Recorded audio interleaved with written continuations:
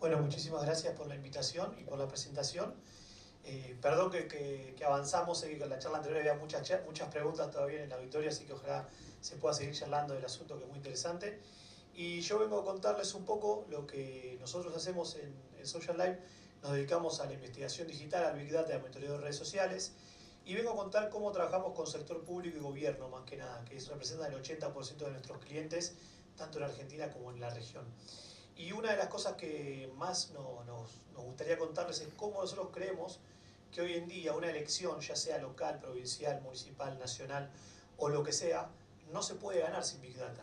A partir de ahora estamos entrando en un paradigma donde la información es cada vez más relevante, donde los ciudadanos cada vez más nos cuentan a través de lo que dicen y de lo que hacen en digital, y nosotros tenemos la oportunidad de escuchar y de entender todo eso sin invadirlos, sino con tecnología para poder entender cada vez más qué es lo que el ciudadano nos pide, qué feedback nos da y cómo podemos tomar esa información para pulir nuestro mensaje, para entender qué contarle y cómo sacarle provecho a todo eso, ¿no? Así que bueno, ahí está mi cuenta de Twitter por cualquier cosa si me quieren después preguntar algo. Y obviamente, tal vez todos, me voy a poner un poquito más acá si no interrumpo a nadie, hoy todo lo que es Big Data se habla cada vez más. Todos los días en el diario aparece ahora Big Data esto, Big Data aquello, es como la palabra de moda, ¿no? Hasta muchas veces aparecen cosas que no tienen sentido y igualmente los diarios lo ponen porque sale lindo y está de moda. Acá la gente se ríe, pero porque es real. Entonces yo acá tomé algunos titulares que aparecieron en los últimos tiempos de los principales medios, ¿no? Para entender que esto no es algo del mundo de la tecnología o algo muy cerrado, sino Clarín, La Nación, Infobae, todo el tiempo están publicando cosas, a veces explicando a qué se refieren y otras veces no tanto, ¿no? Acá podemos ver algunos de, bueno, por qué el Big Data puede salvar la industria lechera, por qué el gobierno va a usar Big Data para ganar la elección, bueno, todos los usos que usted quiera los puede tener combinando la palabra Big Data con lo que a usted le guste, ¿no? Entonces, saliendo un poco de la teoría, lo que yo les quería contar es realmente qué significa Big Data, para que ustedes lo puedan entender claramente y que lo puedan empezar a utilizar. Y hay como una definición formal, que es la que está en pantalla, que obviamente la idea es no traer términos técnicos ni nada, pero sí para explicarlo muy claramente. Hasta hace poco más de 5 años atrás, faltaba información. Cada vez que nosotros trabajábamos con data, estábamos trabajando con lo que se denomina small data, o aquella información que tenemos a mano. Todo aquello que los ciudadanos en digital nos permiten entender a través de lo que ellos hacen en Facebook, en Twitter, en Google, en Instagram. Ese small data representa el 12% de la información que hay dando vueltas. Es decir, que los gobiernos en toda la región de Latinoamérica trabajan solo con el 12% de la data que se genera, lo cual deja un 88% de lo que es oscuridad, que no sabemos cómo trabajar con eso. Imagínense el desafío que viene. Hoy, sobre información. Hoy, para hablar solamente de redes sociales, que es donde los usuarios más se expresan, en Argentina tenemos 32 millones de usuarios de Facebook, 13 millones de usuarios de Instagram, 12 millones de usuarios de Twitter y 28 millones de usuarios de YouTube. No estamos hablando de micromundo, no estamos hablando de un grupo de nerds que se dedican a pasar su tiempo ahí, sino que cada uno de nosotros estamos presentes en digital generando información. Si yo les preguntase a ustedes, ¿alguien de acá pagó para usar Facebook, Twitter o alguna red social? Me imagino que no. Seba, sí, te cobraron algo, te estafaron, amigo. Uno de barba te estafó, no soy yo, así que no sé. No, las redes sociales son gratuitas, entre comillas, porque lo que nosotros brindamos es nuestra información. Nosotros somos el producto, nuestra data es la que ellos comercializan para empresas, para gobiernos, para anunciantes. Entonces todo el tiempo estamos generando piezas de información. ¿Qué nos gusta? ¿Qué compartimos? ¿Qué opinamos? Ahí es donde la tecnología puede ayudar a los gobiernos a empezar a conocer de forma totalmente limpia y pública, con la información pública, qué es lo que a los ciudadanos les preocupa, qué es lo que quieren saber a nivel local y cómo puedo hacer para que ellos reciban mi mensaje y se enganchen con eso. La definición que está en pantalla habla un poco de lo que yo les resumí recién, de forma más científica si se quiere. Que lo que es Big Data hoy en día necesita tener ciertas condiciones que excedan el uso humano o el uso de un equipo pequeño que pueda trabajar sobre esto. Cuando se genera suficiente volumen de data que tiene un volumen determinado, una variedad determinada y una complejidad determinada, eso hace que ya necesitemos que la tecnología nos empiece a ayudar. Y ahí es donde toma sentido esto de trabajar tecnológicamente el Big Data y las redes sociales para ganar una elección o para saber cómo podemos ayudar a nuestros ciudadanos o los habitantes del municipio donde estemos, ¿no? Para resumirlo, el Big Data tiene estos tres grandes pasos. Lo primero que tenemos que entender cuando trabajamos con Big Data es que el punto uno es la recolección de la información, los datos. Nosotros tenemos que entender que los usuarios, los ciudadanos, se expresan en distintos lugares y de distinta manera. Ustedes como usuarios les debe pasar que no dicen lo mismo o no hacen lo mismo en YouTube buscando un video que en Twitter comunicándose con una marca o con un político o con un amigo. Tampoco hacen lo mismo publicando una foto en Facebook y tampoco hacen lo mismo cuando comentan algo en Instagram. Todo tiene un tono distinto, una textura y una coyuntura distinta, y eso hace que las fuentes de datos sean totalmente distintas. Entonces, lo primero que el Big Data tiene que hacer es encontrar esa data, entender cómo la capturamos para nuestro beneficio. Lo segundo es entenderla y es analizarla. Yo, por ejemplo, si voy a estar analizando el nombre de un político o el nombre de un instituto, voy a poner de ejemplo el INTI. La sigla INTI en Argentina está asociada justamente a una institución de gobierno, pero en otros países como Colombia o Venezuela es un nombre común de una persona, o puede ser el nombre también de hasta un grupo musical o de un jugador de fútbol. Si yo tomo data de internet y no hago un filtrado por geolocalización o por temas, voy a tener un ruido increíble y toda la data que estuve recolectando no me sirve de nada. Ahí es donde tenemos que entender cómo recolectar y mejorar la data que vamos sumando. Y por último es encontrar esos patrones que me van a ayudar a mí a tomar mejores decisiones. Si yo soy un gobernador y quiero buscar la reelección, ¿qué es lo que la gente me pide y qué es lo que la gente le exige a mis competidores pensando en la próxima elección? Que arreglemos, sí, que no roben, eso sí es importante. Pero después sí, ¿qué más nos piden realmente saliendo de la contienda política? ¿Qué quieren que arreglemos? ¿En dónde quieren que enfoquemos nuestro plan de gobierno? ¿Les preocupa más la inseguridad, la educación, la salud o todos juntos? ¿Cuál es el problema local? ¿Hay lugares con zonas liberadas? ¿Hay lugares donde están buscando, donde falta empleo? Bueno, con todo esto nosotros podemos ir a buscar esos patrones de información para detectar directamente de la voz del ciudadano qué es lo que le preocupa, qué es lo que opina de mí y qué es lo que quiere de mí. Entonces imagínense que sabiendo todo eso, es mucho más concreto el discurso que yo puedo dar, el mensaje que yo puedo preparar. Y obviamente tener una cercanía mucho más que si yo voy con un mensaje preestablecido. Hoy en día investigar todo esto en la previa nos permite saber mucho más a quién le estamos hablando y cómo podemos ganarnos el voto o la confianza de ese elector. Entonces, esto es lo que yo les contaba antes. Solamente se trabaja con el Small Data. Perdón por la alegoría del iceberg que está muy, muy quemada, pero realmente en lo que es Big Data sigue siendo un gran ejemplo. Todo lo que está abajo de la superficie representa el 88% de la data que los ciudadanos generan y nosotros como gobierno o como candidato no estamos usando. Ahí está el gran desafío. Para esto hay tecnología que está realmente muy interesante cómo se ha desarrollado en Argentina y en toda la región. Y un poco lo que les contaba antes, trabaja sobre estos 4 monstruos, ¿no? Con lo que yo les contaba de el volumen de usuarios que tiene cada uno en Argentina. Estos son datos actualizados a noviembre, o sea, este año. Tengo la suerte de haber trabajado para Twitter previamente a mi trabajo actual y tener amigos en Facebook y en Google, porque la data si no, no la comparten de forma pública. Si ustedes buscan en internet data oficial de usuarios, no está muy claro por qué no la comparten, creo que tiene que ver con temas de negocio. Entonces está bueno poder tener data confirmada por fuentes que nos ayudan a entender un poco más el ecosistema actual de cada uno de estos monstruos, ¿no? Pero ¿a qué voy con todo esto? ¿Cómo hacemos para ganar una elección con todo esto? ¿En dónde enfocamos el trabajo que nos puede dar el Big Data para ayudarnos en un proceso eleccionario, ya sea a nivel local, provincial o digamos ya nacional? Yo traje algunos indicadores, hay muchos más, pero creo que son los que pueden ser aplicables tanto para un pequeño municipio como para un país entero. Lo primero es la investigación.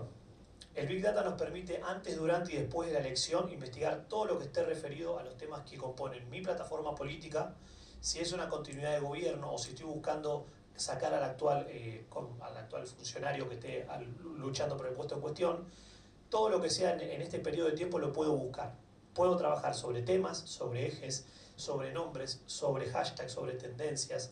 Básicamente puedo analizar lo que yo quiera si puedo entender qué voy a ir a buscar.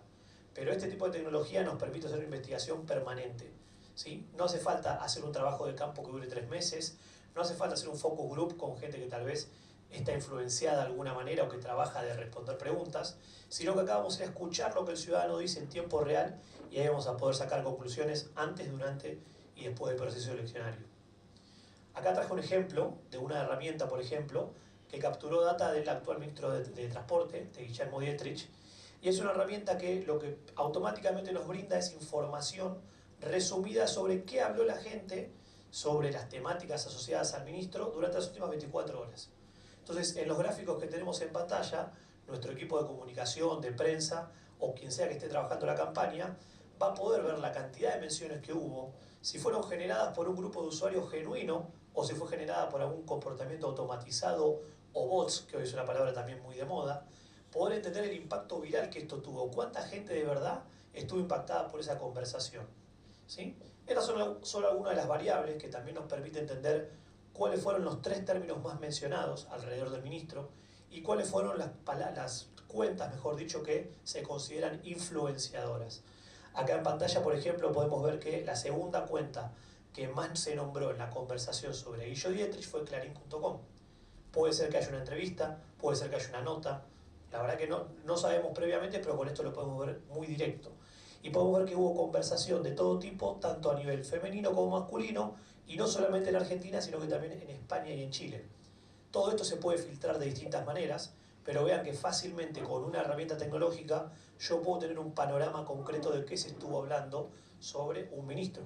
Esto se puede aplicar a cualquier tipo de candidato o cualquier tipo de funcionario. Y más allá de esto, poder entender el qué es lo que dijo la gente. Esto es una nube de términos, que es algo que se utiliza bastante en visualización de data, para entender cuáles fueron las palabras más nombradas, y las más grandes son las que más tuvieron repercusión en el periodo de tiempo que estamos analizando. Esta nube de términos, si bien acá muestra mucha variedad de cosas, no tiene sentido si no está dentro de un contexto, ¿no? Yo acá lo muestro como una pieza de lo que se puede ver, pero imagínense que si yo quiero sacar alguna conclusión de esta nube de términos, tal vez así de forma individual no dice mucho. Dentro de un contexto con tecnología que mide toda la temática, voy a poder encontrar mucho más y voy a entender más qué están diciendo de lo que a mí me interesa.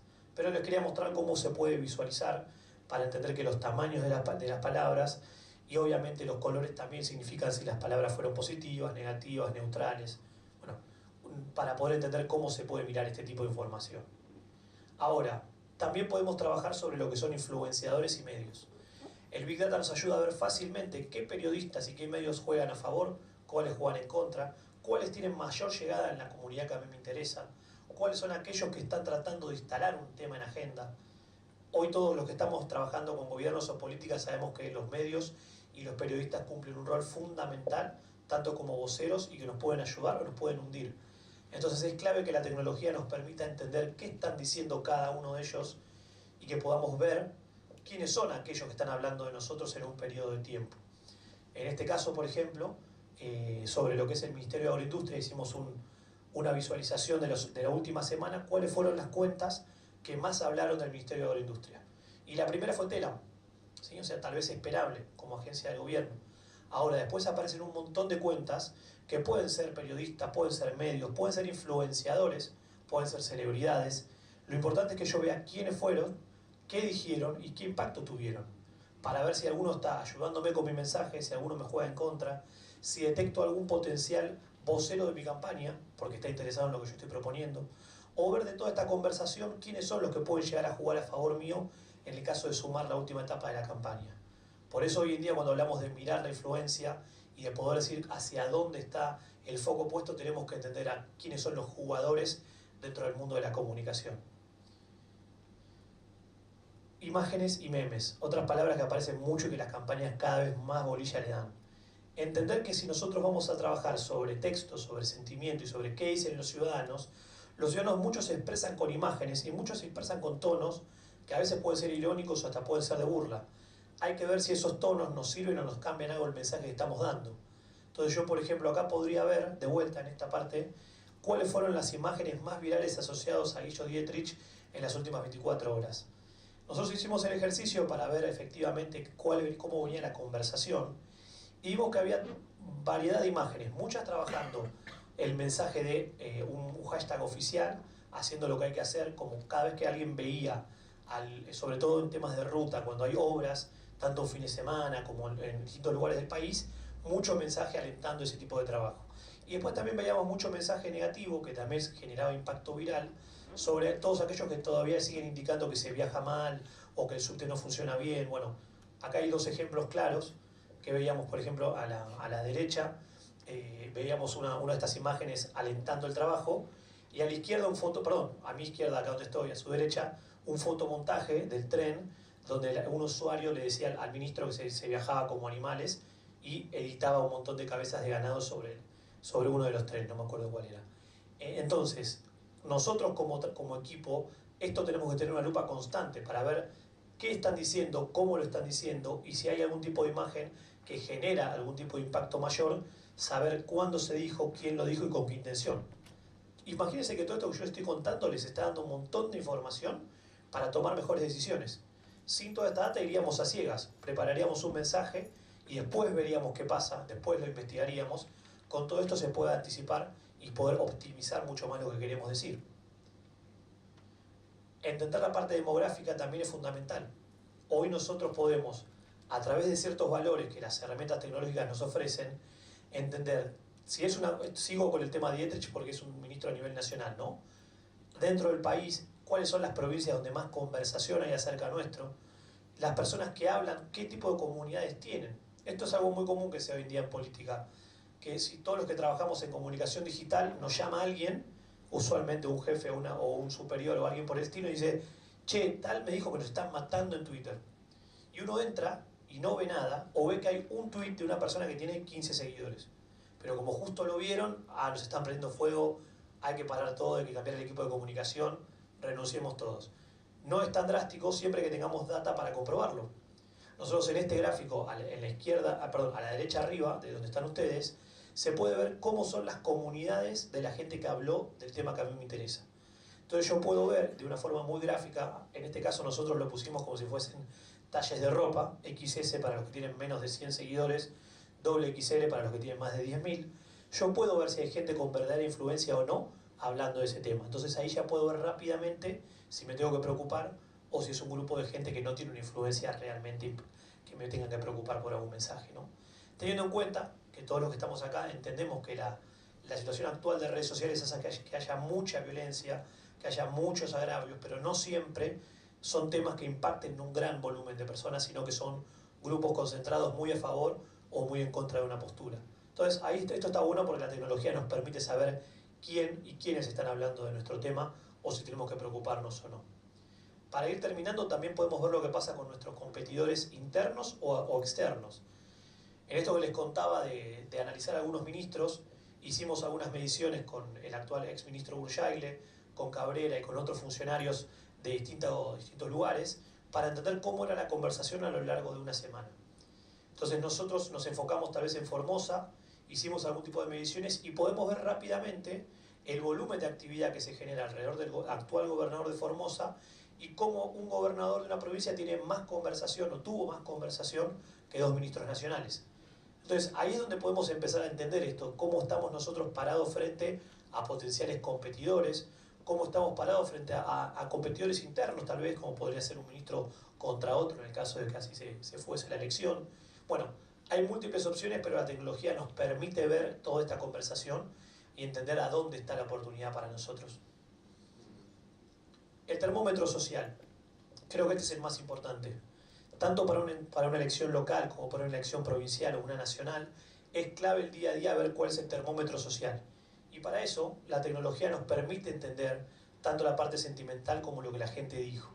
Y acá traigo un ejemplo de la elección 2015, en el cierre de campaña, cuando el candidato Daniel Scioli hizo su cierre de campaña junto a Mauricio Macri y a Sergio Massa en el programa de Marcelo Tinelli, había muchísima diferencia entre lo que los candidatos estaban diciendo, lo que ellos querían exponer, versus el feedback o la percepción de lo que la gente recibía en su pantalla. No sé si se acuerdan de esta noche en particular, Scioli fue el segundo que entró, si no me equivoco, sí el segundo, y todo lo que tenía que ver con la política quedó del lado de atrás, porque fíjense cuál es la palabra que más resaltó. La palabra que más resaltó fue mano, y no fue justamente ni por el saludo, ni porque tiene un brazo menos, sino porque él contó una anécdota de cómo hacía para atarse la corbata con una sola mano. Eso genera un nivel de empatía tal que si ustedes ven arriba que hay un +10, es el tono sentimental positivo que terminó teniendo a lo largo de sus minutos en pantalla.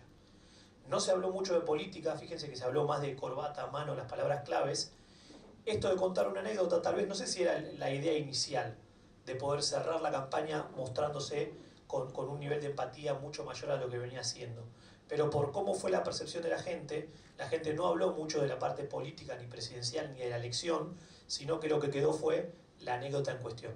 Entonces, cuando hablamos del termómetro social, cualquiera de su equipo pudo haber visto el impacto que generó la noche previa, en el cierre de campaña, y tomar esto como un insight. Tal vez esto se podría haber levantado con un video de él haciéndose el nudo de la corbata al día siguiente. Se puede utilizar todo esto como información para alimentar nuestra campaña o para cerrarla con un último mensaje que sabemos que tuvo buena llegada en la ciudadanía, ¿no? Para cerrar el universo digital, hoy en día tenemos que trabajar sobre múltiples fuentes y la tecnología nos tiene que ayudar a resumir todo en tiempo real y de una forma que yo lo pueda leer fácilmente. Acá en pantalla les muestro cómo sería trabajar por fuentes individuales. Si tengo que trabajar con Facebook, con Twitter, con Google, con Instagram, con LinkedIn, con medios digitales, con blogs, con foros, sería casi imposible. Tendría que tener un equipo grande como esta sala, con todos profesionales, cada uno con una computadora. Hoy la inteligencia artificial, el machine learning y otros nombres lindos en inglés hacen que nosotros con tecnología podamos resumir todo eso, interpretarlo, limpiarlo y que recibamos tal vez en nuestro teléfono un resumen día a día o minuto a minuto para poder ya enfocarnos en la toma de decisiones. Es decir, toda la tecnología que está a disposición actualmente es clave para poder mejorar nuestra performance electoral, pero todo lo que yo les conté hoy es parte de lo que tiene que ver con el planeamiento. Ya no hace falta usar esto al final para medir. Hoy la medición y la investigación tiene que estar antes para después definir nuestro mensaje, para saber cómo pegarle a nuestro competidor, para saber qué quiere el vecino para que yo le cuente y para poder armar propuestas que tengan que ver con lo que el ciudadano realmente necesita y no tal vez con un plan partidario político que viene de otra época. Así que bueno, les agradezco mucho el tiempo y voy a dejar una frase final de un tipo medio que está bastante jugado ahora, ¿no? Bastante polémico, pero bueno, la frase que ellos dieron, que es información es igual a poder, más que nunca con la tecnología y con todo esto que yo les contaba hoy de escucha digital activa sobre las redes sociales, Big Data y todos esos nombres que se manejan, es una realidad. Quien logre tener la información antes que los demás, quien la pueda interpretar y quien pueda usarla, va a tener el poder y probablemente pueda ganar una elección. Así que bueno, en mi parte, eso es todo lo que les quería contar. Muchas gracias. No sé si hay alguna pregunta. El data mining, o sea, el complemento de minería de datos. No, tal cual. Hay un montón de técnicas vinculadas al Big Data, como bien usted decía, el data mining o la explotación de datos, la cruza de base de datos. Hay muchísimas más que hoy no quise por un tema de tiempo explayarme demasiado, pero esto es solamente algo de lo que nos puede servir en algo que atraviesa tanto municipios como provincia como nación, que cualquier equipo de comunicación lo puede manejar con la ayuda de un equipo técnico, más un equipo de especialistas que algún proveedor lo puede llegar a acercar. Más allá de eso, lo que es ciencia de datos, minería de datos, entender patrones, hoy en día lo que es trabajar con información es un campo que no para de crecer, pero sí, obviamente hay mucho más para poder exprimir y a lo largo y a lo ancho de todo el país se pueden aplicar distintas técnicas que hemos visto tanto en la campaña 2008 y 2012 de Obama como para acá con todo lo que se viene haciendo, ¿no? Es más, en la última campaña de Trump, para el que le interese el tema, nosotros hicimos un paper al respecto de cómo su equipo de Big Data y de inteligencia artificial sabían que ganaba a las 2 de la tarde y ustedes se acuerdan que la elección terminó a las 3 de la mañana. Bueno, cómo analizar estados claves, cómo analizar participación ciudadana. Bueno, y hay muchísimo a nivel de robótica que cada vez se va a dar más presente. Como resumen, yo creo que recién la elección presidencial, de la próxima elección presidencial, todo este tipo de información va a tener un rol mucho más importante del que ya tuvo hasta ahora, y creo que realmente todos los candidatos y los partidos políticos están apostando fuertemente a trabajar este tipo de cuestiones con anticipación. Así que veremos si en la próxima elección presidencial se ve claramente este tipo de acciones, ¿no? Sí, una cosita. Disculpame, Sí. creo que eso de información y poder, creo que alguien más lo dijo hace muchos años. Sin duda. Acá Goebbels era uno de los que tenía bien Yo claro. traje un ejemplo más nuevito y más tranquilo. Menos duro, Sí. sí, porque si el satánico doctor no maneja todos esos datos que tenemos. Para los millennials que nos están viendo por el streaming. Claro, lo digo, para el satánico doctor no llega a saber todo esto que vos tenés, puede ser el próximo rey del mundo. O sea, entonces el tema pasa por la información. El mundo de la información, bueno, Vamos de vuelta.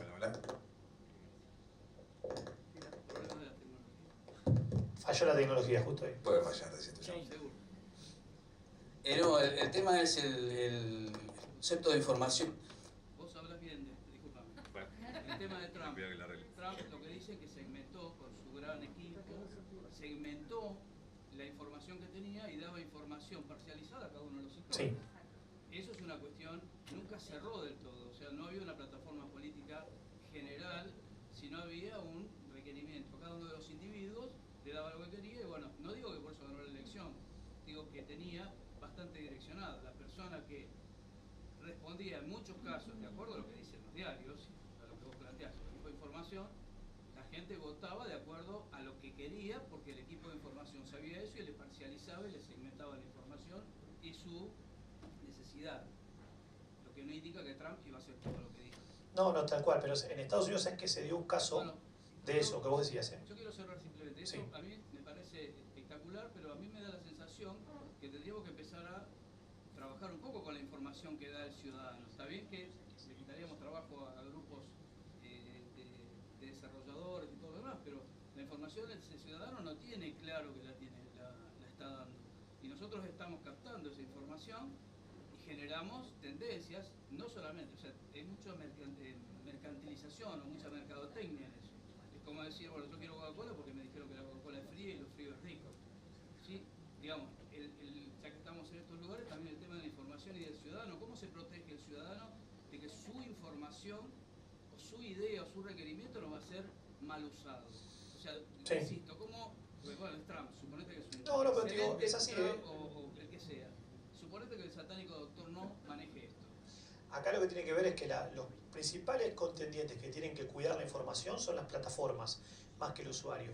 Tanto Facebook como Google como Twitter, cada una tiene niveles de privacidad donde todo lo que es la investigación sobre su data tiene limitaciones. Eso es lo primero. Lo segundo, igual coincido lo que vos decís, que tal vez desde el lado gubernamental hay que generar acciones para que los ciudadanos comprendan que todo lo que hacen en digital deja una huella. Sobre todo la parte que se puede usar, que es la parte pública. Generar regulaciones. Sí, y hoy en día hay mucho debate sobre eso, pero lo que yo te iba a contar para cerrar tu idea es que en la elección de Estados Unidos pasó algo que dio vuelta a lo que era la forma típica de medir encuestas. Todo lo que era focus group o lo que era encuestas telefónicas, al haber tanta rivalidad entre nadie podía creer que Trump iba a ser candidato y que iba a ganar, muchísima gente que se sentía identificado con él cuando iba a un focus group o cuando hablaba con amigos, no decía que lo iba a votar a él. ¿Por qué? Porque lo tildaban de xenófobo, racista, misógino, todo lo que se asociaba al votante de Trump.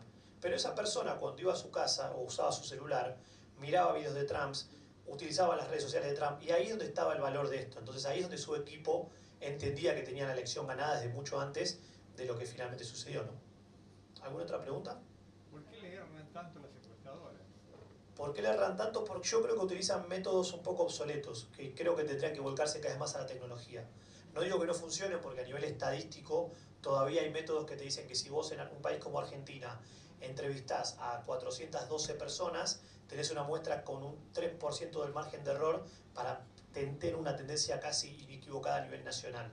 Yo creo que ha cambiado la forma en que las personas se expresan sobre lo que quieren. Cada vez es más directo el vínculo entre el candidato y el ciudadano común. Ya lo que los medios digan no cambia tanto la opinión de uno, sino puedo entrar a ver qué dicen sus redes sociales, puedo entrar a ver qué video hay en YouTube, o puedo escuchar una transmisión en vivo en Facebook, y yo formo mi opinión de otra manera. Entonces creo yo que las encuestadoras que se están adaptando a mezclar métodos tradicionales como es un llamado telefónico, un focus group, a escuchar en redes sociales millones de datos, mucho más segmentados, hipersegmentados, digamos de una manera, son las que están entendiendo el juego. Pero es difícil cambiar un modelo que está instalado hace más de 50 años, ¿no? Una pregunta. Social Live es la herramienta. En realidad es una herramienta de Social Live, tiene varias herramientas de listening.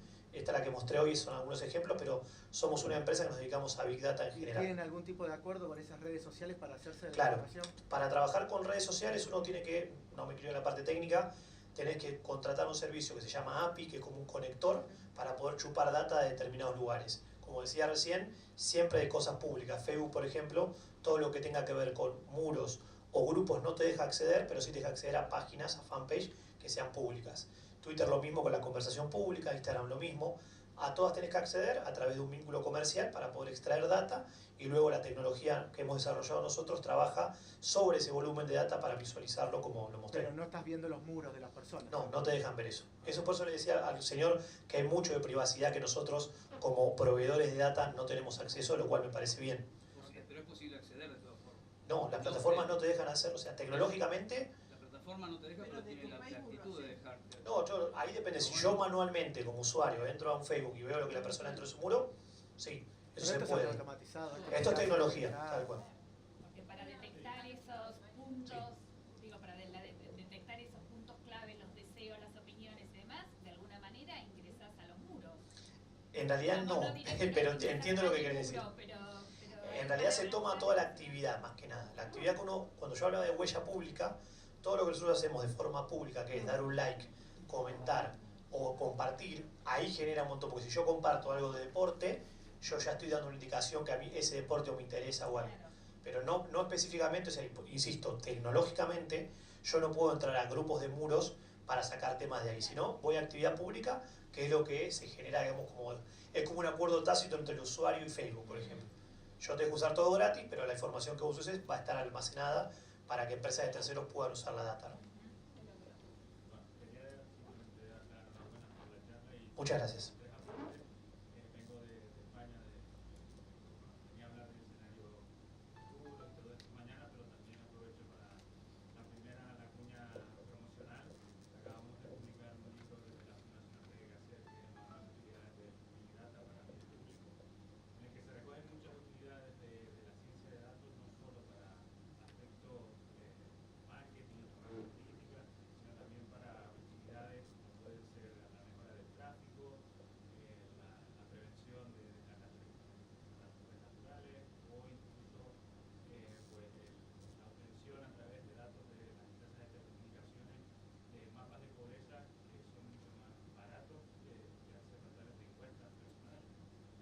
Lo segundo es que en Europa, por ejemplo, hay un gran debate sobre lo que estábamos aquí, sobre la privacidad de los datos, y se está hablando ya de un working paper, un papel de trabajo, que habla sobre crear una tasa a los datos para que las empresas correctivas, por decirlo así, pues devuelvan a los ciudadanos esa información que se les está dando.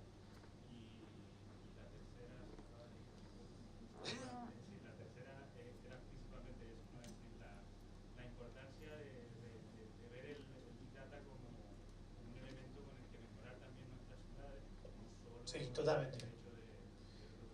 el hecho de Sí, hoy lo contamos, hoy pusimos el foco en el tema de elección, pero en el caso particular trabajamos con muchos municipios a lo largo de toda la región que tratan de buscar cómo mejorar el día a día de lo que los ciudadanos tienen en su lugar de vivienda. Se enfocan mucho en temas de tránsito, en temas de seguridad, de inseguridad, cámaras que se han roto, semáforos que no funcionan, cómo mejorar los trámites, que es un poco también lo que ustedes contaban previamente. El Big Data tiene múltiples usos y no es algo nuevo. O sea, desde que existe alguna organización en la historia de la humanidad que necesita saber qué opinan sus clientes o los usuarios de lo que ellos hacen, ya hay necesidad de buscar esa información. Hoy la tecnología ha avanzado de tal manera que permite hacer todo esto y mucho más, siempre pensando en cómo podemos tomar esa data para tomar mejores decisiones. Ahí es donde está el gran desafío. Agustín, nosotros mañana, con toda esta información que hoy están dando ustedes, vamos a trabajar escenarios. O sea, vamos a soñar escenarios para potenciales ciudades a 20, 30 años. Dentro de 20 o 30 años seguramente los autos no tendrán chofer, en vez de nafta tendrán litio, y las universidades no serán físicas, estarán... ¿Cuál es el paso siguiente al Big Data? ¿Qué te imaginas vos que viene después de esto que todavía no está? Mirá, yo creo que todavía le queda mucho por crecer al Big Data, y sobre todo en Latinoamérica. Cada vez tenemos que generar más patrones tecnológicos para poder extraer y hacer métodos predictivos cada vez más exactos. Como hablábamos recién, si yo hoy en día tengo toda esta tecnología que me permite para extraer data y tomar decisiones, hoy, en el futuro voy a tener que tomar decisiones hasta previamente a que las personas expresen algo, sino yo poder con tecnología y con modelos predictivos poder entender que si yo vivo en determinada ciudad y tengo pronosticado tal temporada climática, todo lo que va a suceder y lo que la gente va a decir y va a hacer de acá a 1 o 2 años lo voy a poder predecir, mejor dicho, con un gran nivel de acierto, por ejemplo. También tiene mucho que ver con el tema de dónde va a estar la data guardada. Hoy en día cada vez más se habla de grandes volúmenes o nubes propias para que los gobiernos tengan su data center propio, y también todo lo que, hacia dónde va el tema de entender cómo unificamos el proceso de data para que entes gubernamentales o ciudades inteligentes cada vez conozcan más a los ciudadanos y eso facilite todo básicamente. Si yo como ciudad conozco de verdad a mis ciudadanos, toda la parte de trámites, toda la parte de lo que necesita involucrar a las dos partes va a estar hecho casi de forma, digamos, natural y un montón de cosas que hoy se hacen ya no van a ser necesarias. Entonces va a haber un conocimiento mucho más profundo donde el que tendría que salir beneficiado es el ciudadano, sabiendo que la ciudad donde él mora o habita conoce todo lo que él necesita y lo va a ayudar en ese sentido, ¿no? Igualmente creo que lo interesante para mañana es venir a escuchar todo lo que los especialistas van a hablar de escenario futuro para entender qué miradas hay sobre eso, ¿no? Tanto a nivel ciudades, municipios como a nivel países, y obviamente que de nuestro lado con lo que es Big Data esperamos poner nuestro granito de arena para que eso se haga realidad, ¿no? Sí. Eso, tal cual, ¿no? Pero yo pienso, siempre hay una intencionalidad a través de un político, los fondos de inversión, ellos que realmente quieren hacer negocio. O sea, la buena intención que tenés vos no está en la gente que funciona en el negocio. O sea, yo tengo un CEO Sí. que puede tener una visión como la tuya y si no me hace plata, yo con mi inversión lo saco y pongo a otro. Totalmente. O sea, ¿cómo se canaliza eso contra el punto de vista tuyo? ¿No? Más que un punto de vista mío, yo lo que conté hoy es un servicio que es orientado más a la parte pública. Trabajamos con sector privado que obviamente buscan, casi siempre el foco final es el negocio de ellos y buscan tener inteligencia comercial. ¿Se puede hacer? Sí. Obviamente que, insisto, hay reglas en las plataformas, hay privacidad y lo interesante de esto es que la tecnología está a disposición para usarlo, obviamente tanto el sector público como privado con distintos fines. Hay también regulaciones para evitar que este uso de la tecnología sea negativo, o también lo que usted decía, cómo poder entender cómo se regula todo esto, pero realmente lo que nosotros más vemos y lo que nosotros notamos por nuestro tipo de clientes es que los gobiernos lo están usando de una forma cada vez más avanzada.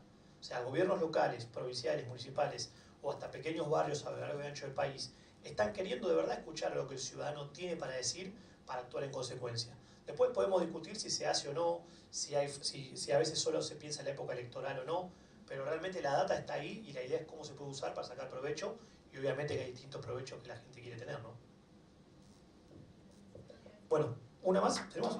¿Una más? ¿Cómo hacen cuál es para geolocalizarlo, para segmentarlo al nivel más chico de segmentación que tiene? Se trabaja con geolocalización a través de GPS, siempre se toma hay varios indicadores, pero el primero que se toma es si la persona geolocaliza su contenido, ya sea si la persona un tweet o un posteo en Facebook o en Instagram pone su teléfono activo dónde está, nosotros podemos tomar exactamente el lugar y poder volcarlo para decir, bueno, en tal lugar está este tipo de acción. Si la persona no tiene prendido la geolocalización del contenido, pero tiene el GPS de su teléfono activado, también se puede detectar. Otro eje es con la conexión a internet. Trabajando con los ISP de todo el país, uno puede saber si la conexión fue por Fibertel, si fue por Speedy, por Arnet, y ahí tomar data para poder tomar lugar. A pesar de eso, hay muchos datos que todavía no son 100% concretos. Si la persona no tiene eso y no está utilizando una red abierta, no vamos a saber de dónde es. Entonces ahí entra en la categoría desconocido o por calificar, que después se puede inferir, pero no tenés la data confirmada 100%, ¿no? Muchísimas gracias a todos, Gracias.